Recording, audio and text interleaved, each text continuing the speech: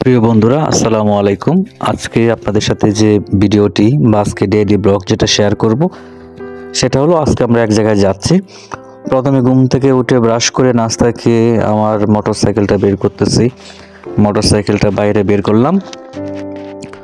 বের করার পর একটু শীতের কাপড় পরে নিচ্ছি এবং আমরা নির্দিষ্ট গন্তব্যে যাচ্ছি এই কারণেই আপনাদেরকে দেখাবো যে আমরা কি কারণে আমরা যাচ্ছি। আমরা ঠিক পিচ সড়ক থেকে আমরা গ্রামের রাস্তায় নেমে গেলাম।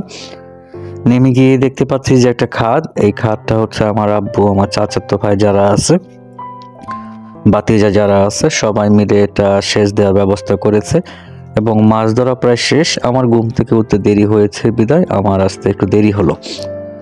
তো মাছ ধরা মোটামুটি প্রায় শেষ দিকে, পানি সেচ দেওয়া শেষ দিকে। এবার মাছ ধরার পালা। তো ভাতিজা যারা আছে, ছোট ভাই ভাতিজা সবাই একসাথে মাছ ধরতেছে।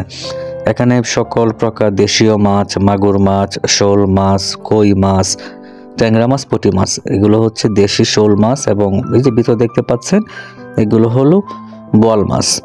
এছাড়া প্রত্যেকটা মাছ আলাদা আলাদাভাবে পরিষ্কার করে এগুলো বাসনে রাখা হচ্ছে, পাত্রে রাখা হচ্ছে এবং এই প্রত্যেকটা মাছ আমরা পর্যায়ক্রমে আলাদা আলাদা করতেছি, পানি থেকে জাগ দিয়ে নিতেছি।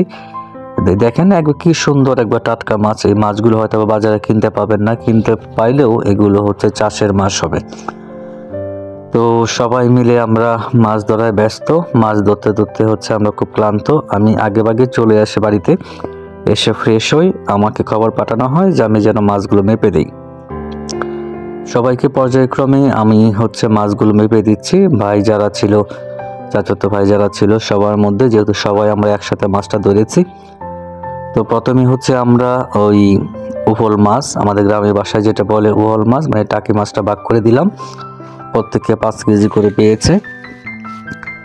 এরপর আমরা পর্যায়ক্রমে হলো মাগুর মাছ, এরপরে হলো শোল মাছ, এরপরে বোয়াল মাছটা পর্যায়ক্রমে আমরা ভাগ করে দিয়ে দিই। আজকের দিনটা খুবই মজাদার ছিল এবং এই ভেবে যে নিজ হাতে ধরা মাছ এবং ফ্রেশ সুস্বাদু টাটকা মাছ, যেখানে কোনো প্রকার ফরমালিন বা কোনো প্রকার মেডিসিন নেই। গ্রামে থাকার একটাই মজা, সেটা হলো আপনি যাই খান না কেন, যাই খাবেন একবারে টাটকা ফ্রেশ খাবেন।